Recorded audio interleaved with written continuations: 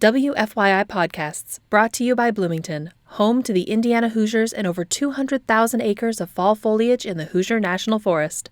Indulge in seasonal flavors at the Elm, experience breathtaking views atop 4 fire towers, or catch a Big Ten football game at Memorial Stadium. More, including how to plan your fall getaway, at visitbloomington.com.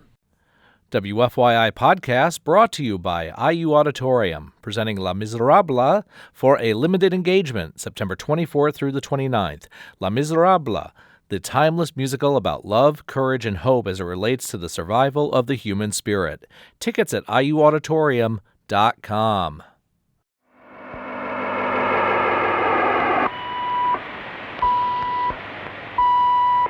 We're going to take a trip right now.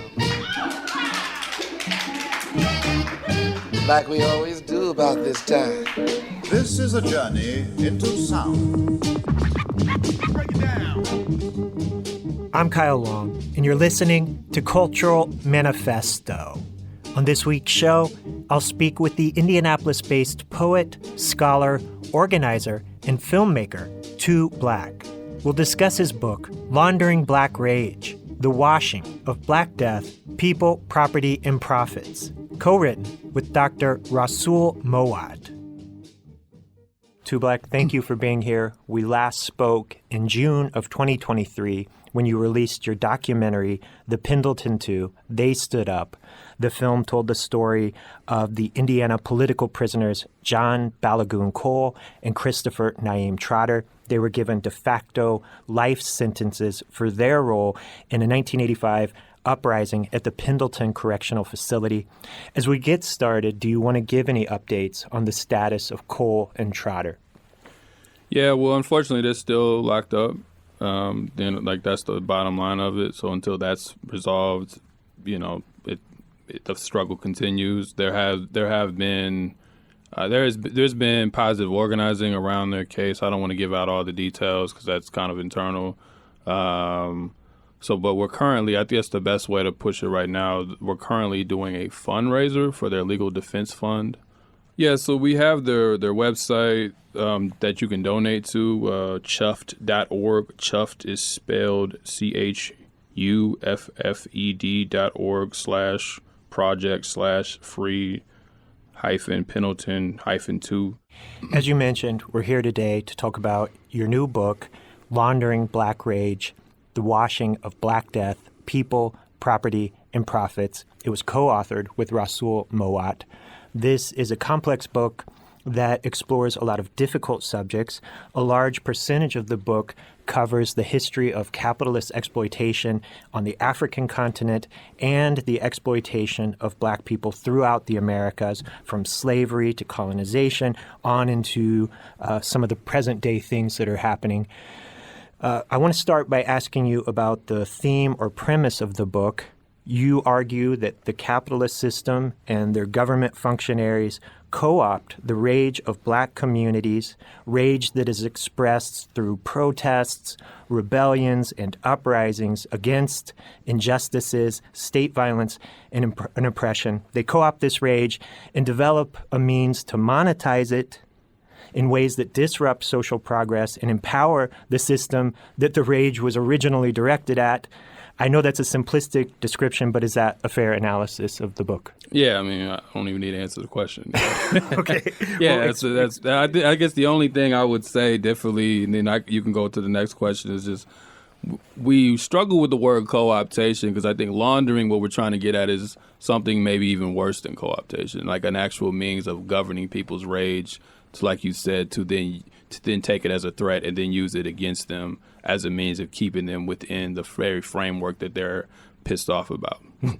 Yeah, and I wanted to give you a chance to define some of these terms, and you mentioned the term laundering. In the book, you use Breaking Bad as an example of money laundering. The teacher, Walter White, bought a car wash to literally wash the money. Tell me about the use of the term laundering in this book. Right. So traditionally, laundering is understood as, on a very base level, taking something that is considered dirty and making it appear clean on a financial level. So like you said, to stick with the Walter White example, if or when Walter White goes out and he sells, for those who've never seen the show, the few people that maybe haven't watched it, when Walter White goes out and he becomes it gets in the meth business, it becomes not just a meth dealer, but as he likes to call it, a meth manufacturer, for those who watched it. And now he's making money off meth. He has to figure out a way to, quote unquote, clean that money because it's considered illegal or dirty, right? Like, that's how we generally understand it. There's other shows. Ozarks actually opens with a scene about washing and cleaning money and laundering it, and it has money literally in a laundry, for those who've seen that show. So the traditional understanding of laundering is that there is this criminal who does something illegal and then needs to somehow turn their proceeds or their earnings into something clean or legal. And that's generally the definition. So we don't walk away from that framework of the definition. What we do is more so expand it to think about it much more broadly than the individual criminal, the mob, or the drug dealer, or whatever kind of criminal you might want to think about in a kind of traditional understanding. We say, okay, what's the line between clean and dirty? What's the line between a criminal and a non-criminal? What's the line between illegitimate and legitimate, right? So in the Walter White example, he is trying to enter into the state. He's trying to enter into a system, quote unquote, from the outside of it. But what does it mean to commit much more atrocious crimes than selling drugs or anything of that nature to, I don't know, conquer a people, to conquer a country, conquer a nation, to steal resources and to steal people and make them work, and then legitimize that, right? So how do you launder slavery? You have them pick cotton that you then sell, and then you produce revenue, and then you use that to further legitimize the actual slavery, and you create a nation on top of that. How do you legitimize a stolen land? You rename it, you sell it, you take the money that you made from that, you sell it elsewhere. So in laundering, there's 3 phases that's been defined. We quote various like money laundering scholars in the book, placement, layering, and integration. So placement is when the money enters in, quote unquote, to the system. Layering is when you take the legitimate money and you mix it with the quote unquote illegitimate money. And then integration is once that money has been cleaned and it now can be spent within a general economy. But again, our point is, if you conquer people and you take those resources and then you try to say that's anything other than conquest, then that is its own means of laundering, right? That is its own, because you are converting the crimes against humanity into a nation. You are converting the crimes against natives into your own nation, and then you use all these fronts to justify it. You have your government, you have your businesses, you have your tax collectors, you have your religion, and all these things legitimize the conquest. But the conquest is the dirty money that then is legitimized through a capitalist system into something other than that. But logically, if you do all that, there's going to be a response from the very people that you conquer. Right? They're not going to just sit around and take that. There's going to be different forms of resistance that people take up. So and that is the rage that we're discussing specific to Black folks, or specific to Black African people, is this idea of Black rage. And there is an inherent response because, as Fanon talks about, colonialism is the conquest of people and then the maintenance of the colony. So it's not just the conquest itself, but in the maintenance and the continual conquest, you are watching all these atrocities, the police brutality. We might think about, if you go further back, the whip on someone's back, the abuse of the women and the children, all the different things that are done to dispossess people and oppress them is going to produce a certain sense of rage.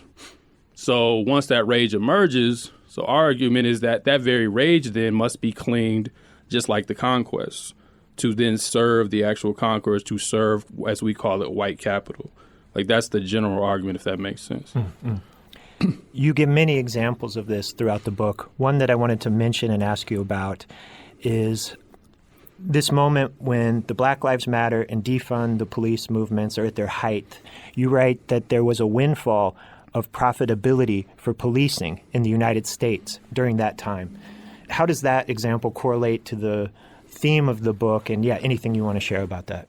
Yeah, so when George Floyd's neck was stepped on by Derek Chauvin, the police officer in Minnesota, in Minneapolis, Minnesota, and it was stepped on for 10 minutes straight, and other cops sat around and watched, and other people filmed it, and we're in the midst of COVID and all the lockdowns. So people, as Rasul noted in other interviews, people weren't as distracted. There weren't as many things to do. There was no NBA playoffs at the time, right? There's no NHL playoffs at the time. There's just reruns on TV.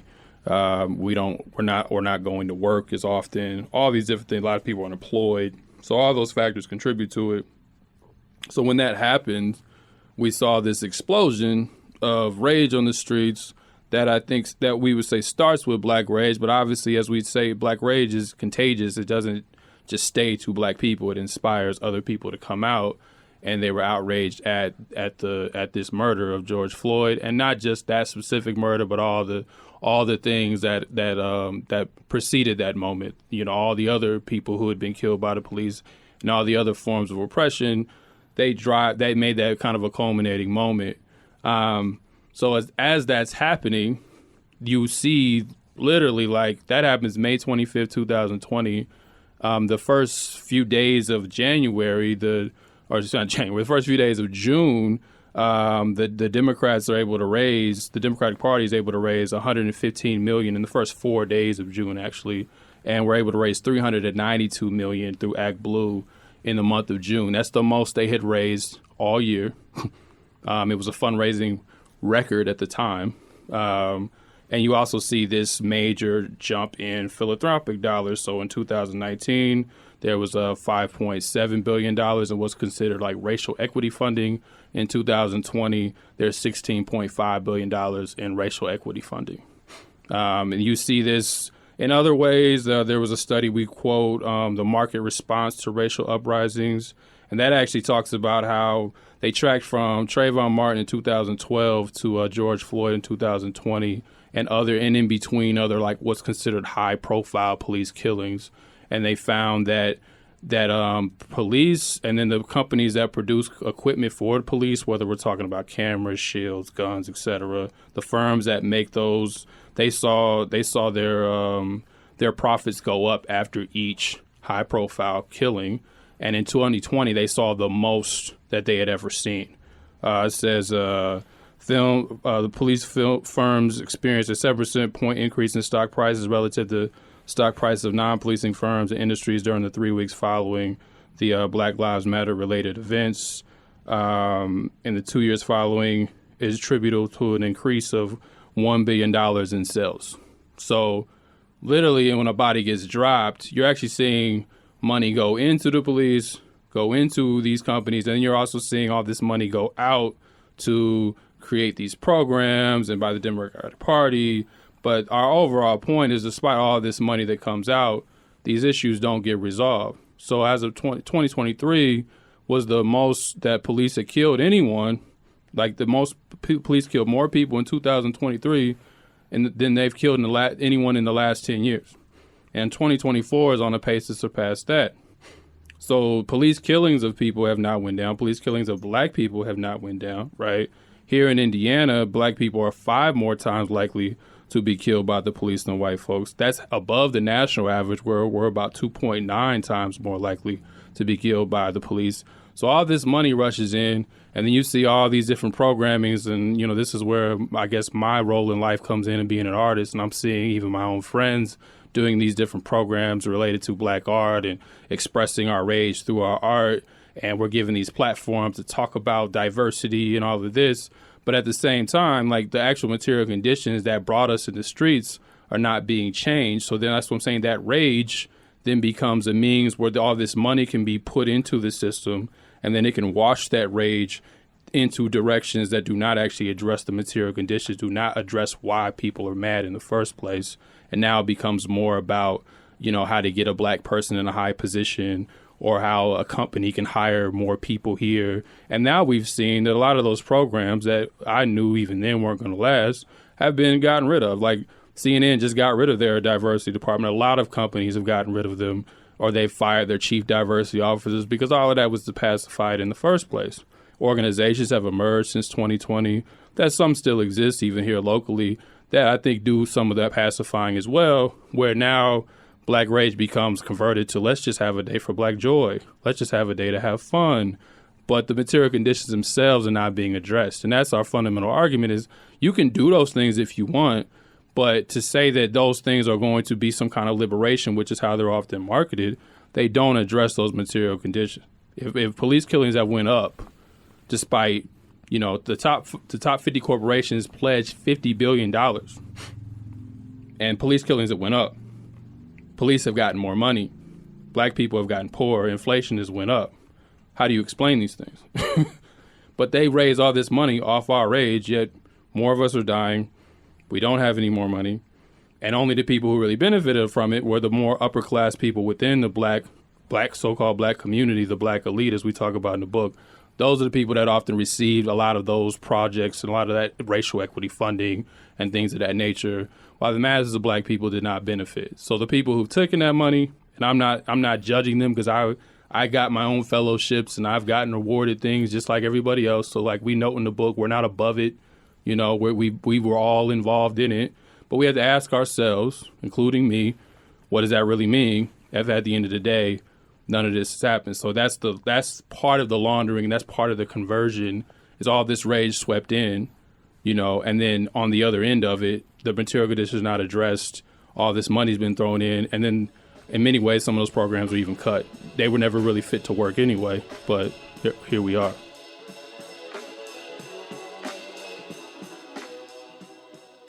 I think it would be helpful if you defined your use of the phrase Black Rage in this book. In the text, I believe you quoted bell hooks. I'm going to give you the quote in stating that Black Rage is a useful and constructive response to exploitation, oppression, and continued injustice. Did I get that quote right? And tell us about your use of the phrase. Yeah, that was bell hooks. That probably was in a footnote. Okay. Or it was in the conclusion. But that I think that's a great definition. We operate with different definitions because it depends on the purview of who you're talking about. So I have a Lauryn Hill quote in there. Black Rage is founded on blatant denial. This is from a song called Black Rage. Black Rage is founded on blatant denial, squeeze economics, subsistence survival, deafening silence, and social control. Black Rage is founded on wounds in the soul. So that version is just the everyday nonsense that you have to endure under oppression, under capitalism, under white supremacy. That eventually is going to culminate into a rage, and it's not just a feeling. Because another thing about Black Rage, we try to argue, we're trying to make a more material analysis of rage. So we're not just saying it's a feeling or just kind of this, loosey-goosey thing. It's like, no, this is a direct response to the oppression that goes back to the whole laundering point about conquest and how that is really the fundamental issue that drives everything else, whether you're talking about discrimination or anything else of that nature. That's the fundamental thing. Laundering, as we say, tries to throw you off the scent. So when you're trying to get back to why you're really feeling that rage, laundering will throw you off the scent and say, well, it's just because there's not enough Black people in this position of power, or it's just because they don't pay you a little bit more, even though they're still exploiting you. It doesn't get you to the foundational reason why all of this has been set in motion.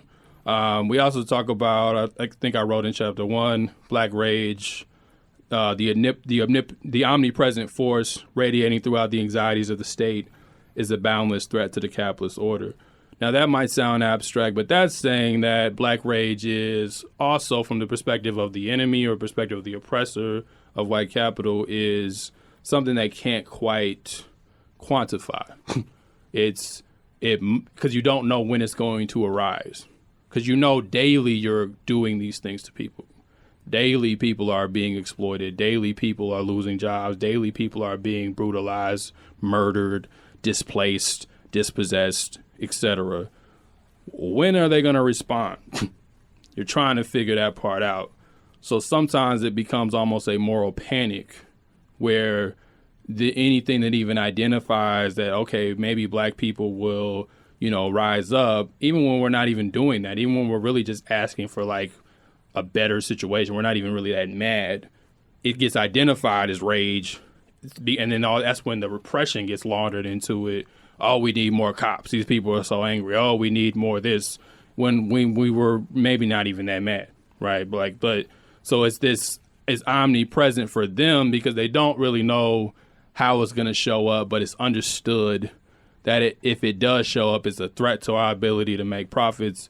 It's a threat to our ability, potentially a threat to our ability to be successful. Now, I also want to say Black Rage isn't like inherently revolutionary, or it's not inherently going to change the world. That's why it can be laundered, because the rage can sometimes be so influenced by the very system that is oppressing it, or oppressing the people who have it, that the rage might ask for something very small. That's what I'm saying. Like, it may not even necessarily demand the world changes. It might just demand that you do some of the stuff around the edges, right? But it has that potential to be that, and that is also why it is laundered.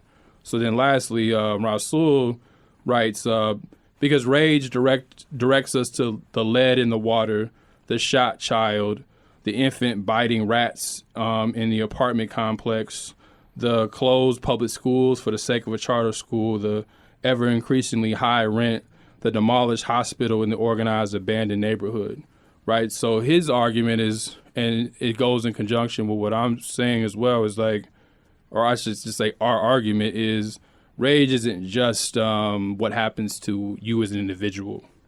It's what happens to all the people around you that you're connected to, right? That's what will really challenge the state. When I'm not just mad that you didn't hire my brother, or you didn't hire my girl, I'm just mad at what you do to Black people. I'm just mad to what you do to disempowered people. I'm just mad what you do to colonized people.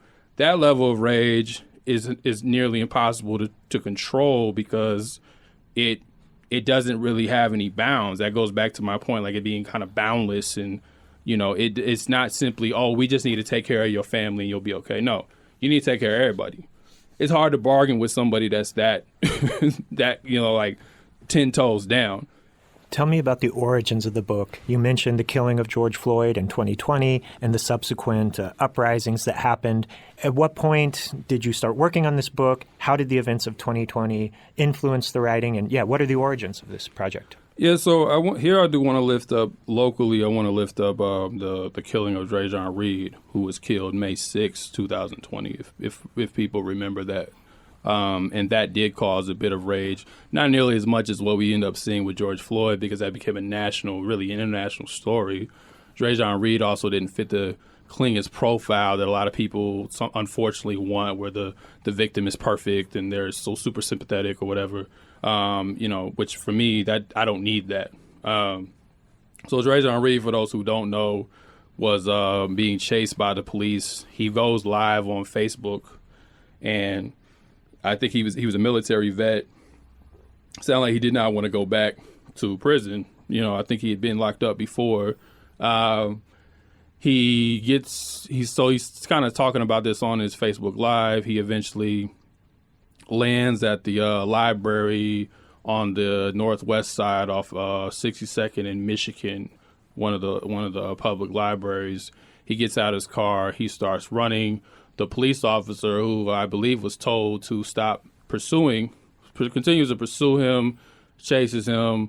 Drajon's running. He tases him. They claim that's when Drajon pulls out his gun, and then the policeman kills him. But all of this happened live on Facebook, or we probably would have never even. Like I said, police kill roughly 1,000 people a year in total. We probably hear about, on a given year, 3 or 4 of those, and then most of those are just newspaper articles. And as long as they say someone had a gun, we just shrug it off. The only reason this was different is because it was live on Facebook, and we can see him running away, and we saw him drop out of his own frame, hit the ground, and then we hear the cops say, "That's a closed casket, homie," when he killed him. So that brought a lot of youth downtown to protest and to turn up of that nature. So that had already kind of ignited the city of Indianapolis, and there were other people who were killed within a 24-hour period by the police on that day. So then when George Floyd happens, you see even more, like, just a dumping of rage on the streets on top of that. And I'm noticing this, and as I've talked about in other interviews, my health was not in good condition in 2020, so I wasn't really able to be like on the streets nearly to the extent that I would have liked to have been, but I was still deeply in connection and talking to people and involved with organizations.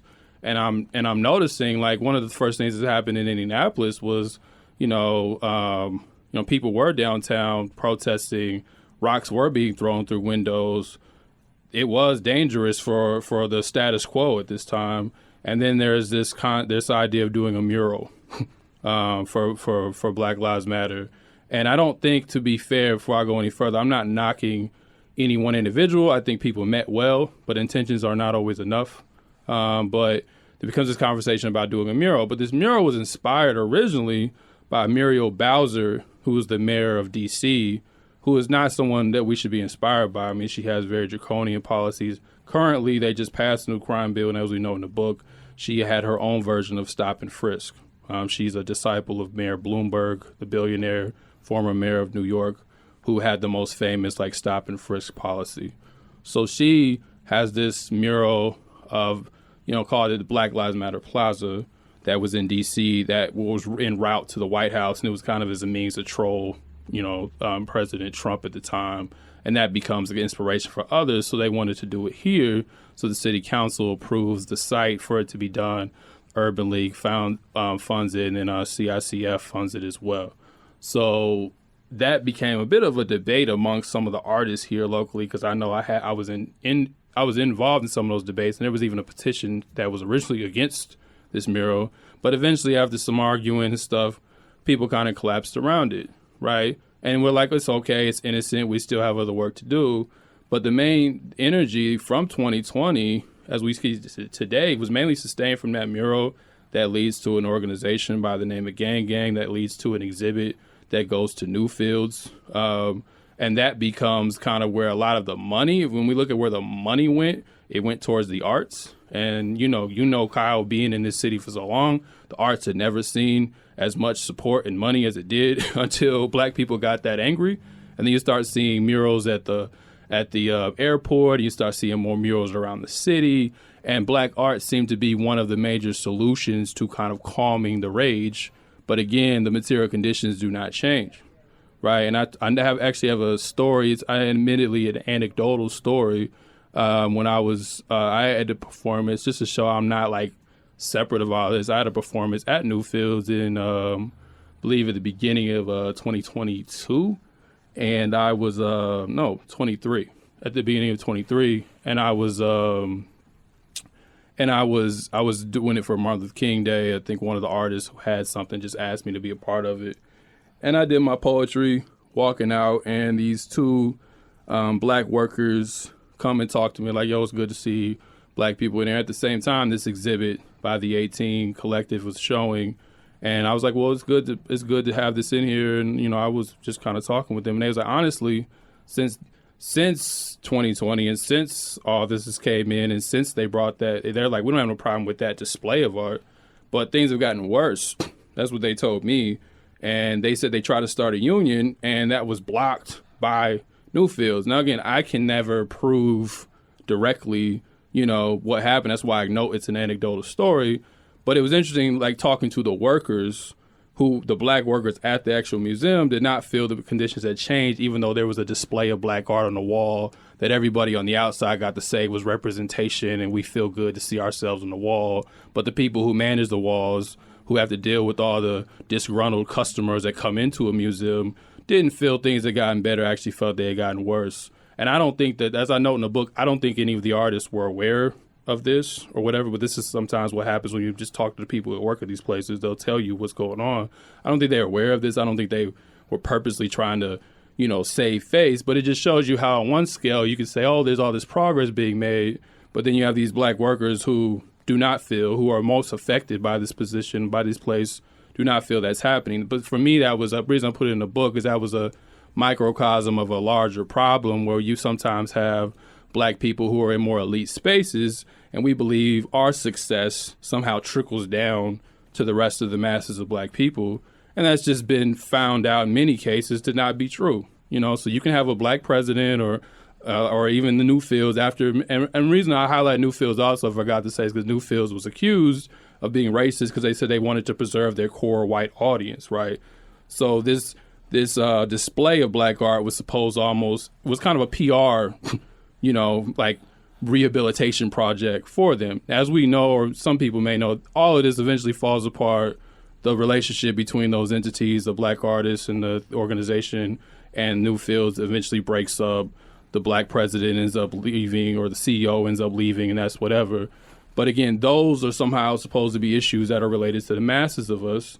And what I'm saying is that's really their problem. In many cases, that doesn't have anything. So those workers aren't going to have a union, whether they have a black woman over Newfields or not, right? Those workers aren't going to necessarily get paid in the ways that they need to be, whether there's someone over there or not. And the same thing goes for artists. A few of us might get the grant. A few of us might get to put our art on a mural here and there. But most of us are not benefiting from that. And most black people, more broadly speaking, are not materially benefiting from these like symbolic gestures that are somehow supposed to resolve our rage.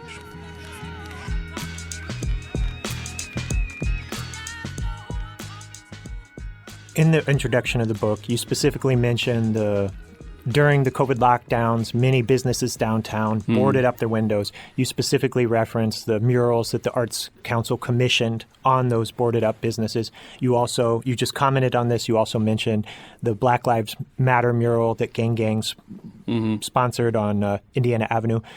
Have you seen how these projects led by arts organizations, do you see that this has a pacifying effect on people here? Is it diffusing and refocusing, shifting some of the anger and rage in the community away from social progress into just stasis or inaction? Like, well, we have these murals, that's a step in the right direction. Or this Black-led arts organization got $1 million, that's progress. Has this pacified outrage here in the community? Yeah, I would say so, yes. And I think I'm going to answer it directly, but I just want to say before, I think, again, if you give people in power, if you give capital, or as we say, white capital, the choice between a mural and defunding the police, they're going to give you a mural.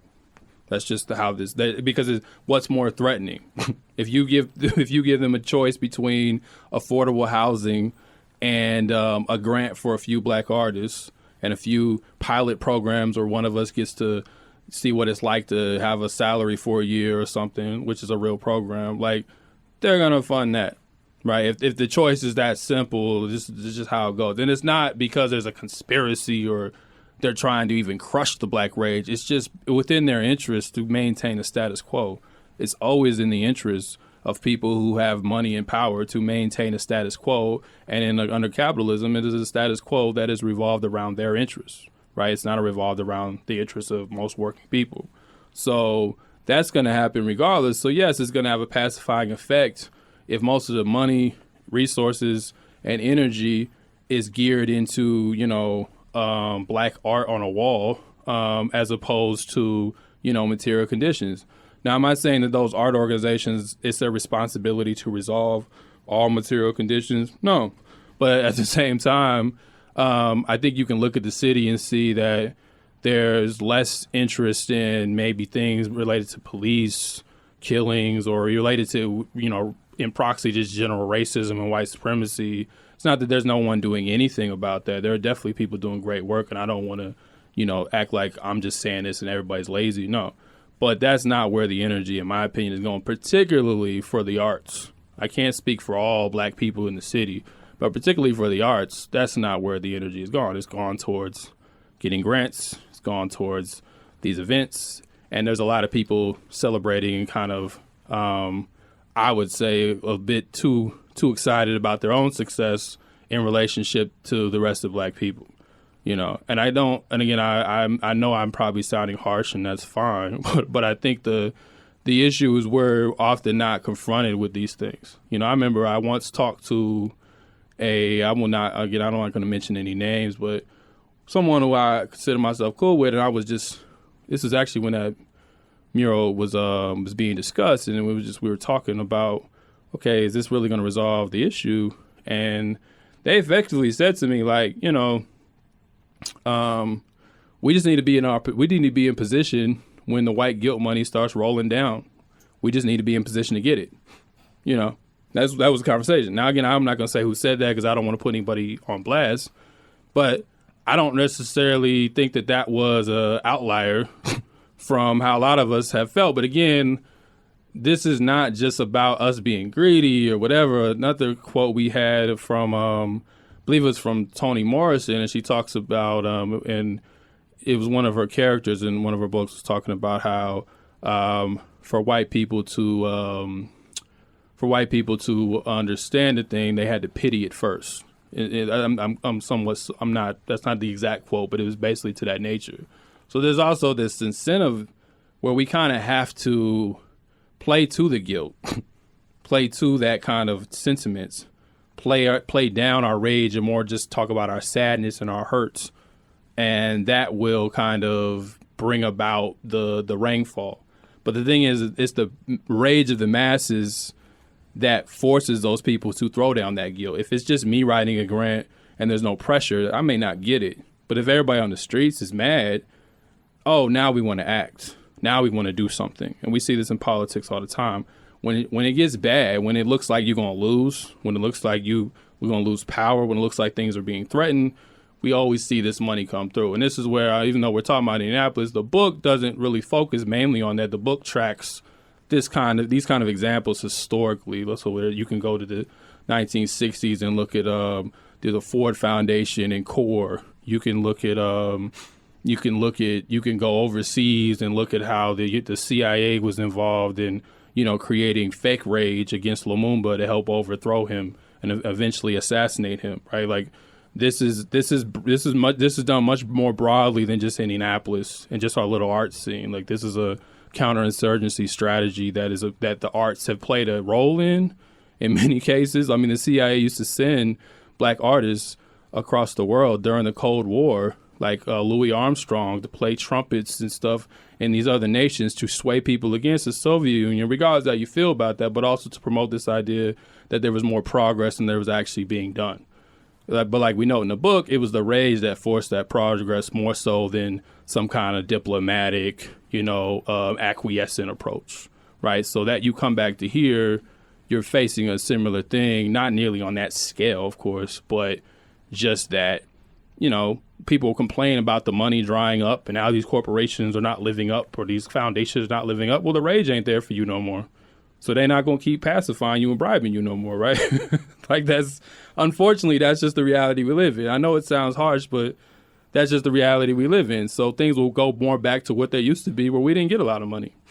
As we wrap up, I want to ask a question about the central theme of the book. And admittedly, this is probably a stupid question because I know this isn't like a how-to book by any means. Mm-hmm. But, you talked about all artists, all people are somehow complicit in this system of laundering rage.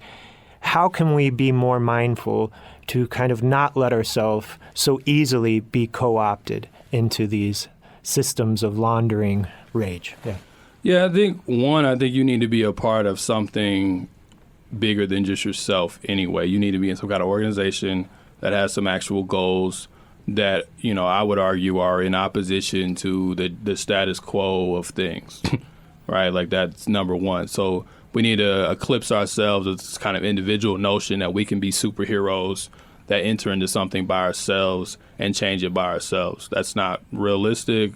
We've watched too many Marvel movies, we need to rethink that. So part of what even helps me arrive at the analysis of what we did was not just thinking of this book, was not just thinking of myself as this individual that's making all these amazing observations, but it's because I've been in community with people who've helped me think through these things, and we're having these discussions. Because me and Rasul even were having these discussions before I ever wrote the essays or we ever wrote a book. Again, I was involved with his first book, and being in like broader political organizations that have aspirations helps sharpen your analysis, helps you think about, things beyond just your personal aspirations. When you're not involved in that, even with your best intentions, you're going to get tired and you're more likely to give in because you don't really have anybody challenging you.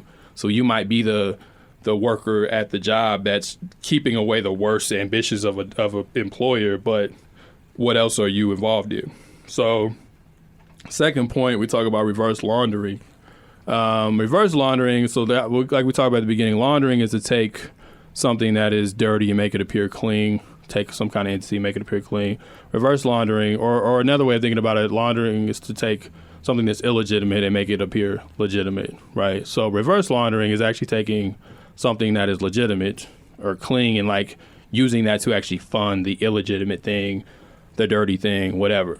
Now you can use your imagination to consider what all those things are. I need not highlight what all those things are, but sometimes we don't need to mainstream our projects, and sometimes maybe we need to, you know, we need to just let things be and not try to like bring them into the fold, even though that might bring more resources. That also brings a lot more co-optation.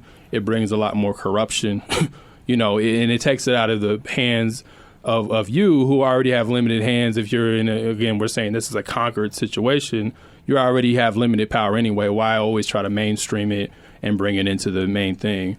Because at the end of the day, if you're taking the legitimate stuff, whether that's the job you have or whatever, we all, for those of us who work at these institutions, we see the money that comes in and goes out.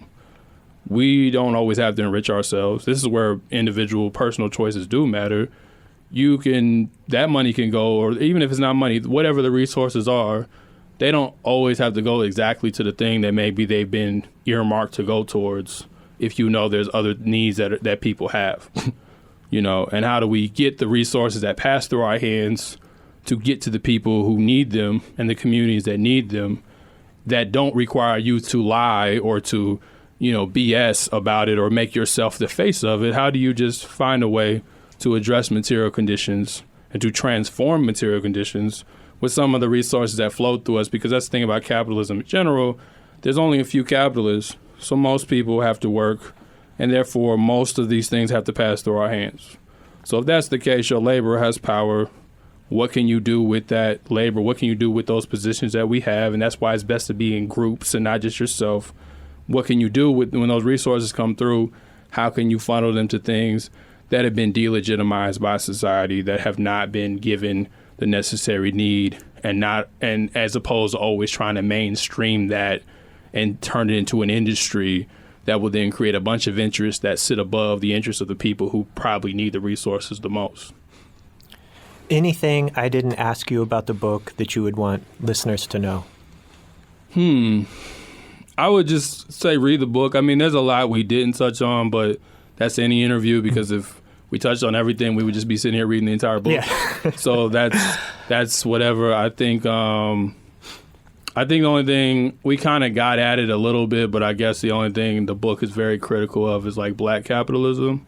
So something I didn't say maybe as much, I think I kind of hinted at it when we talked about the arts, was just also this idea of creating this kind of pseudo black capitalist community of, and there's this, and Indianapolis is a place that is deep with this, where it pushes like buying black, and I won't go deep into it because I know we don't have much time. It pushes ideas that I think are captivating on the surface.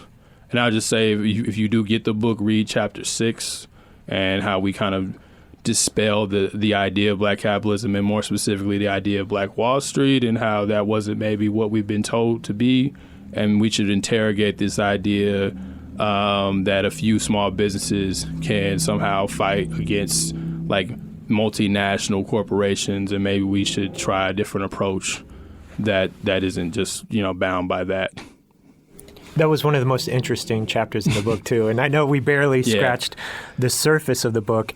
It's titled Laundering Black Rage, The Washing of Black Death, People, Prosperity, and Profits. It's out now online. Is it in any of the local libraries by chance? Do you know? Yeah, it's at the downtown library, and all libraries in Indianapolis eventually will be purchasing it. So this is one of my own critiques of myself and of us, is it is a fairly expensive book.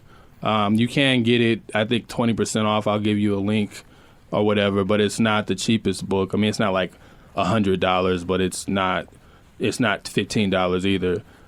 So the library will have it eventually. I have to meet with them next week anyway, so I asked to see like when it will be. And all libraries will have multiple copies in the city, not just the downtown. But right now, there is at least a copy that I know I hand gave them that they have at the Center for Literature and Black Culture, or Black Culture and Literature. So you can get it there. You can get it online, whether it's the ebook or the physical copy, and then if you can also read the essays, like if you just don't have any money, you can type in Laundering Black Rage and you can read the original essays, which other than a few additions are basically chapter 1 and 2. So if you want to get like just a general sense of the argument, because most people when I talk to, I can tell they haven't read past those 2 chapters anyway. So if you want to get like the kind of crux of the argument, read the essays. They're on Black Agenda Report and they're on a few other websites. Just read the essays. I'll give those to you to put in the show notes if you can't afford the book. If you can't afford the book, please buy it. If you can afford multiple books, buy it and give it to other people. Because a lot of us do work in these industries. I know I'm not, or nor is Rasul, the only one who's noticed some of these trends that we talked about today. So what we were trying to do is just empower people with language to, identify some of what's going on. Because I know some of these things have made other people feel queasy because I've talked to them. Mm-hmm. So I think we need to, start a group and think through these things and add and critique our book and come up with even better ideas. I appreciate you addressing these subjects and taking them so seriously. It is a concern to a lot of people, but we're often afraid to publicly comment on them because we don't want to be excluded from this system that we ultimately need to survive. So, I appreciate you. I think, it is taking a risk to comment on these things publicly, so I appreciate the book. It's a powerful book. We barely scratched the surface, so thank you for being here. Thank you. That's all the time we have for this week. Thanks to my guest, Too Black. Check out the Cultural Manifesto podcast at WFYI.org or wherever you listen to podcasts. Cultural Manifesto is hosted and produced by me, Kyle Long. Thank you for listening. Black rage is founded on 2/3 a person, rapings and beatings and suffering that worsens. Black human packages tied up in strings. Black rage can come from all these kinds of things. Black rage is founded on blatant denial, squeeze economics, subsistence survival, deafening silence and social control. WFYI Podcasts, brought to you by Bloomington, home to the Indiana Hoosiers and over 200,000 acres of fall foliage in the Hoosier National Forest. Indulge in seasonal flavors at the Elm, experience breathtaking views atop 4 fire towers, or catch a Big Ten football game at Memorial Stadium. More, including how to plan your fall getaway, at visitbloomington.com.